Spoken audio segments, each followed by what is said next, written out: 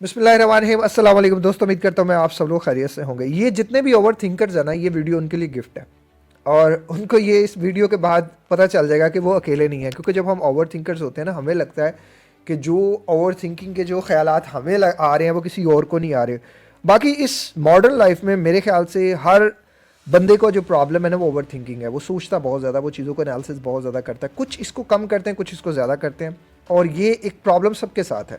आप इसको कम ज़्यादा कर सकते हैं, लेकिन ये नहीं कह सकते कि ये कुछ के साथ है और कुछ के साथ नहीं है। लेकिन ये जेन्युइन प्रॉब्लम है। बहुत से लोग बहुत ज़्यादा ओवर थिंकिंग करते हैं, कुछ थोड़ी करते हैं, लेकिन ओवर थिंकिंग है। हर बंदा किसी ना किसी सोच में है, किसी ना किसी फिक्र में है। अब क्या होता है कि हम खुशी के मोमेंट्स को भी ज़ाया कर रहे होते हैं और ज़िंदगी के अच्छे मोमेंट्स को भी ज़ाया कर रहे हैं, बुरे मोमेंट्स को भी ज़ाया कर रहे होते हैं। बुरे तो वैसे ही जो है वो हमारी उस तरह हो जाते हैं। तो हम किसी भी एक चीज़ को पकड़ के ना बहुत ज़्यादा सोचते हैं, और जिस चीज़ का हमें लुत्फ़ लेना चाहिए, जिस मूवमेंट का हमें लुत्फ़ लेना चाहिए, हम उसका मूवमेंट का भी लुत्फ़ नहीं लेते। मैंने अपनी लाइफ में एक एनालिसिस किया कि मैंने देखा कि यार, मैंने जितनी ज़िंदगी में ओवर थिंकिंग की है, मुझे तो इस हिसाब से अवार्ड मिलना चाहिए। और आज तक मेरे कितने ख़यालात सच हुए हैं। मैंने सारे ख़यालात को लिखा, मैंने देखा, मेरे ख़्याल से बामुश्किल शायद मैं अगर देखता हूँ तो 1% सच हुए होंगे। बाकी 99% जो है वो तो होते ही नहीं जो हम सोचते हैं। आप भी अपनी लाइफ में एनालिसिस करें, क्योंकि मैंने बहुत से लोगों को कोच किया, तो मैंने उनकी लाइफ में देखा कि यार, आपको जो भी ख्यालात आते थे, जैसे किसी ने यूके जाना था, किसी ने यूएसए जाना था, किसी ने डिफरेंट कंट्री में जाना था, किसी ने एग्ज़ाम देना था, किसी ने कोई भी काम करना था, तो उससे पहले ओवर थिंकिंग होती थी। ये होगा, वहाँ वो होगा। वो ख्यालात की एक लूप चलती थी, उसे एंजाइटी क्रिएट करती थी, और एंजाइटी से उसकी तबीयत ख़राब होती थी। और उसके बाद जो है वो जो प्रिपरेशन का टाइम होता था वो भी निकल जाता था। तो मैंने जिन लोगों को कोच किया, मैंने उनको कहा एनालिसिस करें कि आज तक कितने ख्यालात आपने सोचे हैं, उनमें से कितने सच हुए हैं। तो जब हम एनालिसिस करते हैं ना, तो हमारा एक माइंड इस चीज़ को रियलिटी के साथ लिंक करता है कि वाकई कॉन्शियसली वो अंडरस्टैंड करता है। हमारी जो फ्रंटल लूप होती है वो उसको अंडरस्टैंड करती है कि वाकई ये जो ख्यालात हैं उस तरह से सच तो कभी हुए ही नहीं। हम उसको बहुत ज़्यादा जो है वो कर रहे होते हैं, उसको बहुत ज़्यादा बड़ा कर रहे होते हैं। तो मैं आज आपके साथ एक ओवर थिंकर की कहानी शेयर करता हूँ कि मैंने एक आदमी को कोच किया। इसकी जो उम्र थी तकरीबन 28 ईयर्स के करीब थी। जो इनका एक दोस्त था अलीम। मैंने ये दोनों नाम चेंज किए हैं क्योंकि ये थोड़ी सी रीज़न है कि आपको पता है ये चीज़ें वो है कि हर बंदा शेयर करना ही नहीं चाहता कि किसी को ओवर थिंकिंग भी आता। तो ये तो खैर हर बंदे की अब प्रॉब्लम बनती जा रही है कि हर बंदा किसी न किसी तरह की प्रॉब्लम है। अब ये जो जुनैद भाई थे, इनकी एज तकरीबन 28 ईयर्स के थी, सेंसिटिव नेचर थी और बहुत ज़्यादा ओवर थिंकर थे। एक दिन अलीम का इनको कॉल आया कि यार, कल थोड़ी टोन उसकी अलीम की शायद सख्त लगी इनको कि कल ना मेरे घर आना, कल मेरे घर आना। अब ये मैंने भाई को टास्क दिया था कि आपने उस मूवमेंट को याद करना है। अब कल मेरे घर आना, अब इस बंदे को लगा, जुनैद को लगा कि क्या बात होगी। अगर कोई ऐसी वैसी बात होती तो वो मुझे फ़ोन पे कर देता।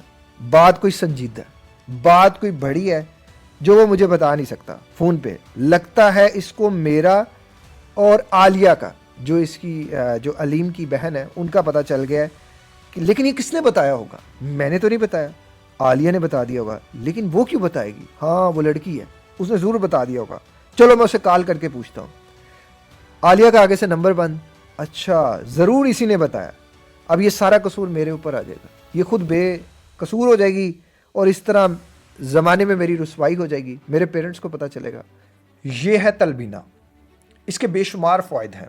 आप सल्लल्लाहु अलैहि वसल्लम की ये पसंदीदा खुराक है। ये डिप्रेशन के लिए, एंजाइटी के लिए, स्ट्रेस के लिए, ज़हनी सुकून के लिए, हाई कोलेस्ट्रॉल के लिए, डायबिटीज़ के लिए, हाई ब्लड प्रेशर के लिए और बहुत से हमारे अंदर से फाजिल मादों को निकालने के लिए मददगार है। रोज़ाना अगर इंसान इसका नाश्ता करता तो उसे हैरान कुन फ़ायदे मिलते हैं। मैंने ख़ुद अपने डिप्रेशन और एंजाइटी को बहुत हद तक कंट्रोल देखा। ये मेरे ज़ाती तजर्बे में बहुत ज़्यादा जो है वो अहमियत का हामिल रहा। इसके अलावा मैंने बहुत से लोगों को रिकमेंड किया और हर बंदे ने 100% रिव्यूज़ दिए। ये पॉजिटिव साइड पे रहा। आप हमसे मंगवाना चाहें हमसे मंगवा सकते हैं, या आप ख़ुद बनाना चाहें ख़ुद बना सकते हैं। रेसिपी हमारे चैनल पर मौजूद है। कोशिश करें कि अपनी खुराक को बदलें। मेरे पेरेंट्स की क्या इज़्ज़त रहेगी? मेरे माँ बाप को लोग कहेंगे कि तुम्हारा बेटा जो वो आशिकी में शुकी करता है, दुनिया को पता चल जाएगा। इस तरह जहाँ मैं जॉब करता हूँ, जॉब वालों को पता चल जाएगा, फिर मेरा रिश्ता नहीं होगा, मुझे सब बुरा इंसान समझेंगे, मुझे सब बुरा मर्द समझेंगे। मेरे ख़ानदान में जो है वो एक बहुत ज़्यादा जो है वो मेरी एक रेपुटेशन ख़राब हो जाएगी, मोहल्ले में हर जगह जो है वो ख़राब हो जाएगी। मुझे कल जुनैद के घर, मुझे कल अलीम के घर जाना ही नहीं चाहिए। मैं नहीं जाऊँगा, मैं नहीं जाऊँगा। पूरी रात स्ट्रेस, डिप्रेशन और गुजारते हुए पेट में दर्द, जिस्म दर्द, परेशानी, हालत ख़राब। जब ये अलीम के घर पहुँचे, दोबारा अलीम ने कॉल की सुबह कि यार आओ, बड़ी ज़रूरी बात है। डरते डरते अलीम के घर पहुँचे। जब अलीम के घर पहुँचे तो अलीम ने और उसके पेरेंट्स ने वेलकम किया तो बहुत खुश थे, लेकिन उस टाइम दिमाग में यही आ रहा था कि अभी ये खुश है, अभी थोड़ी देर बाद ये बात कर देंगे। 10 मिनट में खाना आ गया। मामा पापा ने, सब ने जो है वो खाना वगैरह उनके जो थे उन्होंने लगाया, और ये जुनेद भी खाते खाते पूछने लगा डरते डरते कि यार वो कल तुमने कहा था कि कोई बात करनी है, वो क्या बात है? अब अलीम ने बात छेड़ी, उसने कहा कि मैं नहीं बात करता, मेरे अम्मी अब्बू तुमसे बात करेंगे। अब वो अब्बू जी जो थे वो बोले, और इस टाइम पे वो जुनेद फुल टाइम डरा हुआ है। अम्मी अब्बू ने बताया कि, अब्बू ने उसके बताया कि बेटे हमारा ना उम्रे का जो है वो कंफर्म हो गया है, और हमें सिर्फ 2 लाख रुपए एडवांस की ज़रूरत है, और तुम्हारा ये जो अलीम है, यानी कि जिस कंपनी में वो काम करता था अलीम, उसका जो था वो जूनियर था, तो तुम इसको 2 लाख रुपए एडवांस दिलवा दो, और जो है वो हम थोड़े थोड़े करके सैलरी में इसके कटवाता रहेगा ये, और हमारा जो है ये हो जाएगा, हमारा सिलसिला जो है वो चल पड़ेगा। इस तरह हम एकदम 2 लाख रुपए का रेंज नहीं कर पाते। जुनेद को सुख का सांस आया और जुनेद उस टाइम रिलैक्स हो गया। आप ओवर थिंकर जितने भी हैं, मेरा उनसे सवाल है ये, आपने, हमने बहुत सी ऐसी सिचुएशंस एक्सपीरियंस की होंगी कि जिसमें हमें लगता है कि situation out of the control है, हमें लगता है कि हमारे जितने भी गुनाह हैं वो पकड़े गए हैं, हमें लगता है हम जो भी कुछ गलत कर रहे हैं वो सारे का सारा यहाँ हो रहा है। आपने क्या सोचा होता है और क्या होता है? आपको कोई इस तरह की कंडीशन, कोई इस तरह की सिचुएशन याद आ रही है ना, कमेंट कर दीजिएगा, अपने पास लिख के रख लीजिएगा। ये चीज़ आपको नेक्स्ट के लिए बड़ी आसानी देगी, क्योंकि हमारा दिमाग प्रीवियस इवेंट्स को भूल जाता है, लेकिन नेगेटिव इवेंट्स को बड़ी अच्छी तरह से याद रखता है। क्यों? क्योंकि उनके साथ डर लगा होता है। डर अच्छा होता है, डरते रहना बुरा होता है। अगर आप, जैसे ये जुनेद का किस्सा था, जब मैंने जुनेद को इसको समझाया, इसको गाइड किया, इसको कोचिंग स्टार्ट की, तो मैंने जुनेद को ये चीज़ समझाई कि इस तरह के किसी भी इवेंट से डील कैसे करना है। मैं आज आपको यही टिप देना चाहता हूँ। कोई भी लाइफ में ऐसा इवेंट आ जाए कि जिसमें आपको बहुत ज़्यादा ओवर थिंकिंग हो रही है और आप उस ओवर थिंकिंग को लेकर बेड पे जा रहे हैं, तो नहीं जाइएगा। सबसे पहले अपने ख्यालात को आप लिख लें। आप अपने ख्यालात को लिखें, थोड़ा ब्रेक दें, क्योंकि आप वो जो लिख रहे हैं ना, वो पैनिक सिचुएशन में लिख रहे हैं। आपका एक लिम्बिक सिस्टम जो है ना, वो लिम्बिक सिस्टम जो आपका जो लिम्बिक सिस्टम है वो इस टाइम पे जो है वो आपको फाइट और फ्लाइट मूड में डाले हुए हैं। तो आप फाइट और फ्लाइट मूड में सिर्फ और सिर्फ वर्स्ट सिचुएशन इमेजिन कर रहे हैं। आप लिखें, थोड़ा ब्रेक दें, थोड़ा अपने आप को नॉर्मल करें, काम करें, नमाज पढ़ें, मेडिटेशन करें, थोड़ा वॉक कर लें, फिर उसके बाद आप आएँ और उसके पॉसिबल सॉल्यूशंस देखने की कोशिश करें।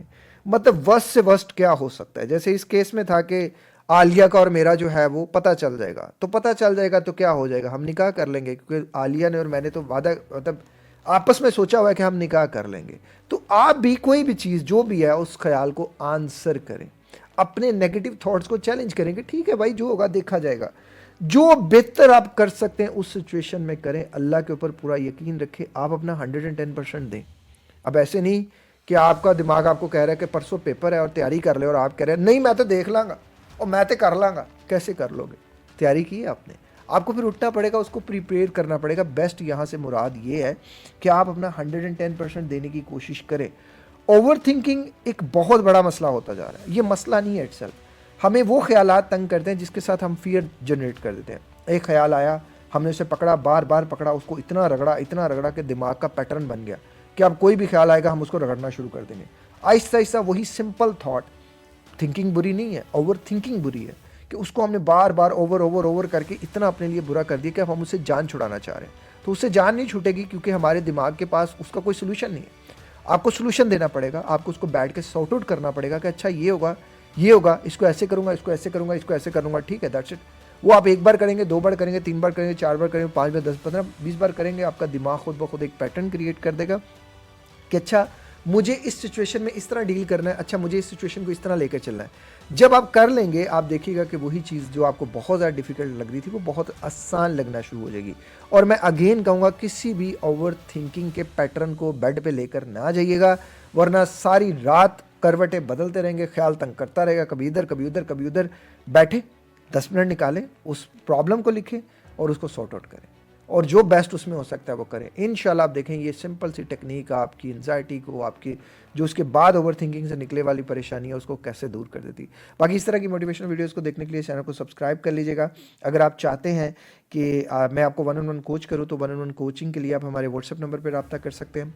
और जो लोग हमारी फ्री कोचिंग्स को ज्वाइन करना चाहते हैं जो कि लाहौर में होने वाले हैं, तो वो हमारी वेबसाइट से जो है वो फॉर्म ले सकते हैं, उस फॉर्म को फिल कर सकते हैं, व्हाट्सएप से वो फॉर्म ले सकते हैं, वो फिल करके जो है वो हो जाए। और इसमें जो है वो 10 लोग हम इनवाइट करेंगे, उन 10 लोगों की प्रॉब्लम्स को सुनेंगे और जो उनको बेस्ट पॉसिबल सोल्यूशन होगा जो हम दे सकता, मैं अपने नॉलेज के अकॉर्डिंग दे सकता हुआ, अपने एक्सपीरियंस के अकॉर्डिंग दे सकता हुआ, मैं ज़रूर दूंगा।